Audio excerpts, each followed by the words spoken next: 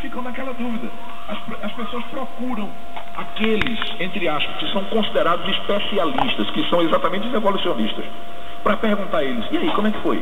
Como é que aconteceu? Ora, se eles são considerados especialistas, então o que eles dizem, né, a comunidade, pelo menos a comunidade científica ou intelectual, vai aceitar como verdade, né? Mas o que a gente vê hoje? A gente vê hoje cientistas no mesmo nível ou até de mais gabarito, tá certo?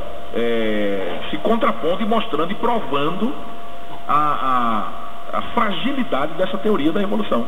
Então, do jeito que existem cientistas, porque as pessoas gostam, esses ateus, agnósticos, eles gostam de titular, de colocar um título em todas as pessoas que desprezam, por exemplo, a teoria da evolução para aceitar a teoria do criacionismo, como pessoas sem cultura, como pessoas que são levadas apenas pela emoção religiosa, pela fé, não é?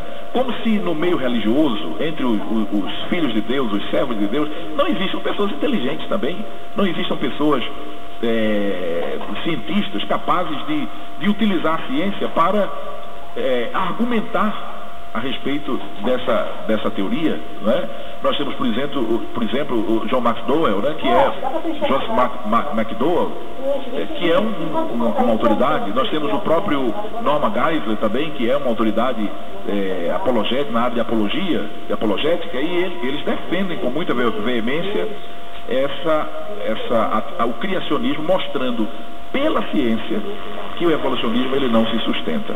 Então, as pessoas ouvem a teoria da evolução desde cedo, aprendem desde cedo, e aí ninguém questiona os, entre aspas, especialistas, aquelas pessoas que se dizem especialistas, que na verdade são apenas pessoas que querem de todas as formas excluir Deus da realidade do homem. Aí a gente vê muitas inconsistências na teoria do evolucionismo. Primeiro, vamos começar com a lei da termodinâmica, que é uma lei da ciência exata. A primeira lei da termodinâmica, que é a lei que fala da conservação da energia. Aliás, as duas leis da termodinâmica, a primeira e a segunda, elas derrubam por terra, elas são, eu considero, dois mísseis poderosos contra a teoria da evolução. Porque a primeira lei da termodinâmica nos diz que a energia não pode ser criada nem destruída.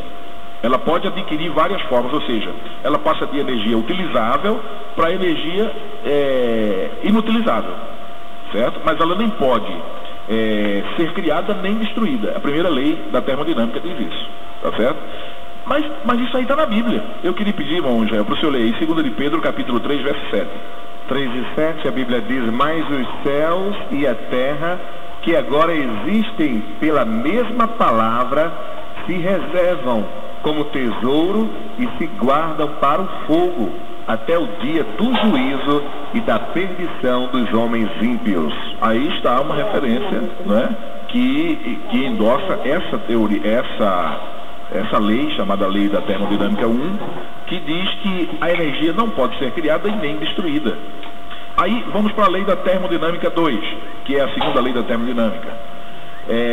Esta lei afirma que a energia se move em níveis mais organizados para níveis menos organizados, ou seja,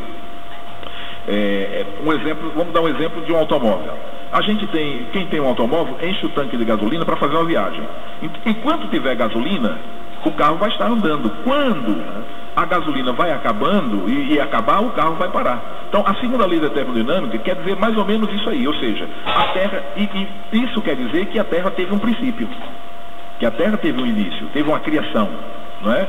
Porque ela começou com uma certa quantidade de energia, que segundo a lei a primeira lei da termodinâmica, ela não pode ser destruída, mas ela é utilizada e transformada em outro tipo de energia, né? E segundo a segunda lei da termodinâmica, afirma que a energia se move em níveis mais organizados para níveis menos desorganizados, ou seja, age ficando com menos do que antes. A energia perdida é acumulada na forma de uma energia indisponível, a qual mede o grau de desordem de um certo sistema. Essa energia é também chamada de entropia. Então, essas duas leis, a lei da termodinâmica 1 e da termodinâmica 2, fala exatamente contra eu considero que são 2 torpedos, 2 mísseis que são lançados contra... De alto impacto, por sinal. Exatamente, exatamente. Pois bem, aí vem a outra lei, que é a lei da biogênese, que é também uma lei ferida pela teoria da evolução. Essa lei ela foi estabelecida pelo francês Louis Pasteur, que afirma que somente vida produz vida. Ou seja, a vida ela não pode surgir do nada. Até hoje é uma luta terrível dos cientistas, né?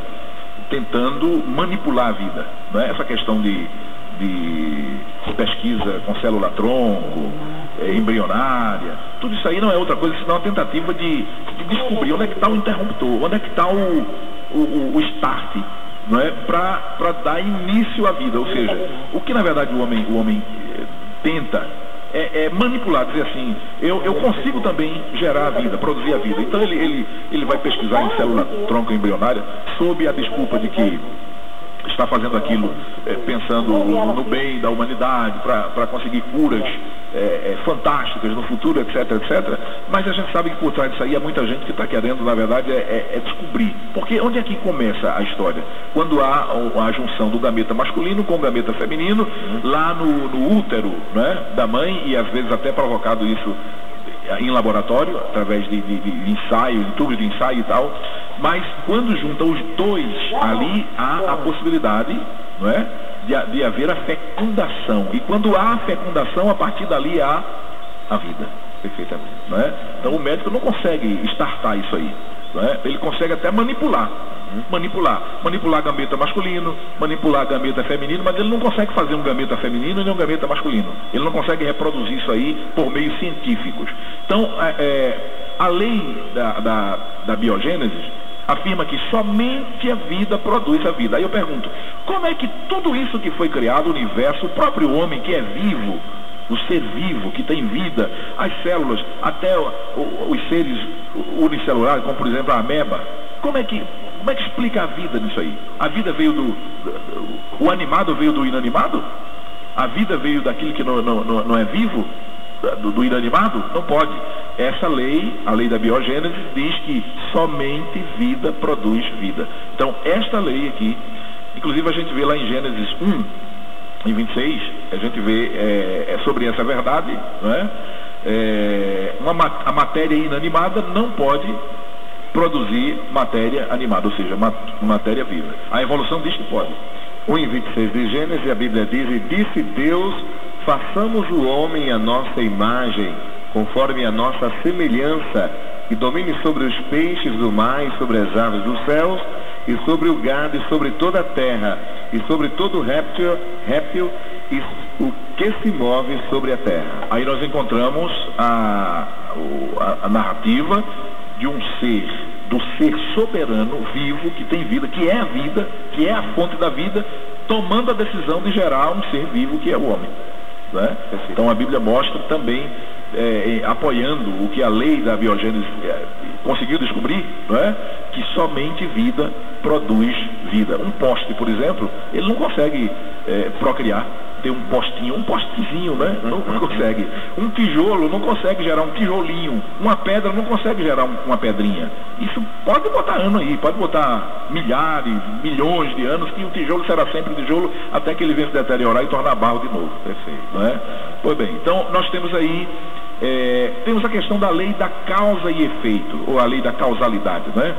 Que diz que nenhum efeito é qualitativamente ou quantitativamente superior à causa. Portanto, como nós já falamos aqui, uma ameba não pode produzir um homem. É absurdo, porque a complexidade, o tempo não dá, mas sexta-feira já vai continuar. Vamos ver sobre a complexidade da constituição humana, né?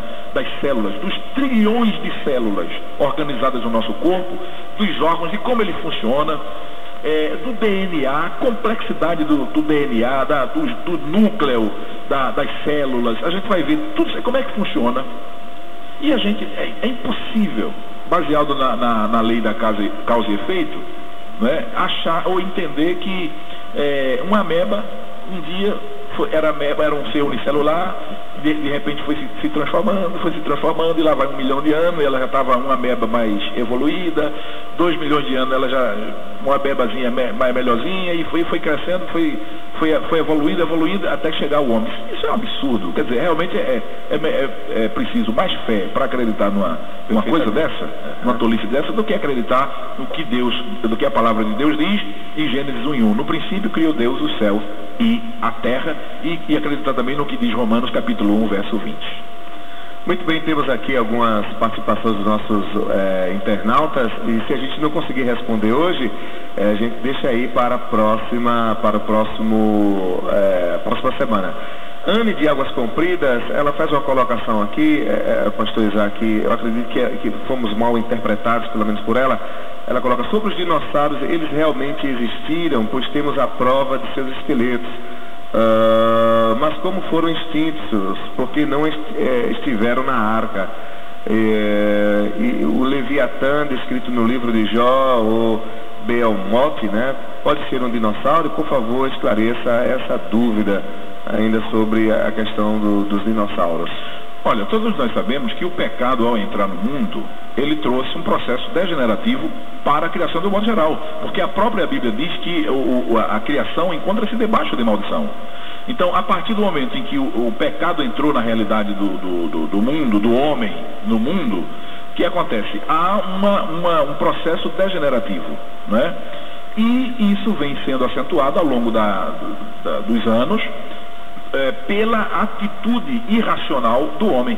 Por exemplo, quando o homem atenta contra os ecossistemas, quando o homem atenta contra as coisas naturais estabelecidas por Deus, os rios, as florestas, enfim, o próprio homem tem se tornado um predador em potencial das espécies.